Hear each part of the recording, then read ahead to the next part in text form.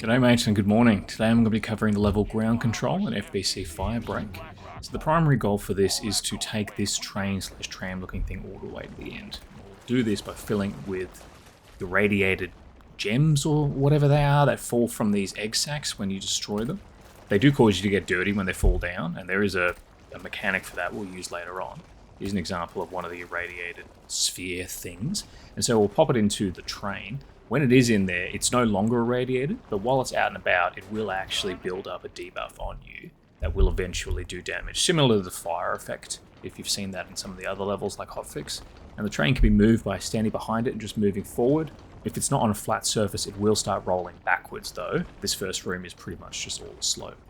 Now there's a zipline in this first room that I love. This is the way that I typically start the levels. I'll go to the other side and I'll start collecting the irradiated spheres here. This one of the large nodes, that's a guaranteed drop in order to drop at least one of the spheres that we need. We can even pop these on the zipline, similar to the first level in Hotfix, so we can put the barrels on them, which makes it a little bit easier transferring them back and forth.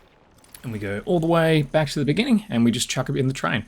Now the number at the top left tells you how many you need to do till you move on to the next area.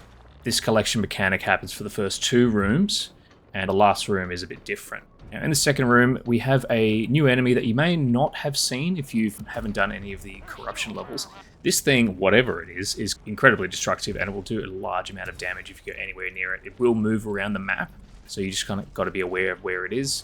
There is a way where you can throw, and this must be something by the developers just in case one of these fall off the edge, but it actually does tick down on the amount you need.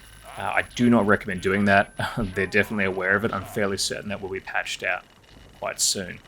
Now the way that we get rid of the irradiation is through healing. Now I've done a lot of testing and the shower can get rid of it. Sprinklers and the splash gun cannot, but the shower's healing and the sink's healing when you drink does get rid of the irradiation. There is also a skill that's very, very helpful for doing this. Every time you jump, it removes some of the debuff away from you. If you are in a group with a lot of them, the amount that they're adding to you will unfortunately outpace how much you're removing. The best way in order to remove it completely is standing underneath one of these egg sac things. When you destroy them, will dirty your screen. This will make you immune to the irradiation, which is fantastic if you need to get a whole bunch of them or run through an area that has a whole bunch. Unfortunately, it's only the egg sacs kind of lower to the ground are the ones that will dirty you. The ones that are very high up, I can't seem to find a reliable way to make sure that they dirty me. Just go for a three-pointer here to see Kobe. Beautiful, got it in. Now that we're moving on to the third room, this room will move the train over to the shuttle and we'll put it inside, and this kind of begins the setup for the defense stage of this mission. It's going to be a very quick one if you've got a lot of people running around and grabbing the things. So for this section, we'll need to repair either the pipes as the fixer or do it manually, or we'll need to repair the electric batteries as the charge kit or just doing it manually. And then once everything's repaired, we pop on over to the console and we hit to start the launch system. During this phase, at the top left, there is a progress bar. If one of the repairable things is broken, the progress bar will halt until it's repaired again.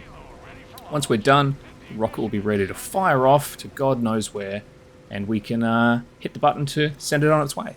Now, you do want to be careful when you're walking past this rocket because it can do quite a lot of build-up of the fire, which can be devastating if you're on low health. It doesn't do a great deal of damage, admittedly, but it is something to be aware of. Now we just head on back to the beginning. Now, it was a relatively simple mission compared to the ones we've done previously, but the most complicated aspect is most definitely the irradiation, just finding a reliable way in order to make sure that's not hurting you, because there are lots of times where I've seen people get into a party and they'll just start going down because there's these irradiated spheres kind of everywhere, literally throughout the whole level, because they haven't put it in the train. So that's just something to be aware of. Anyway, thank you very much for watching. I appreciate it. If you'd like the video, give it a like or whatever. And cheers, mate. Have a good one. Thanks.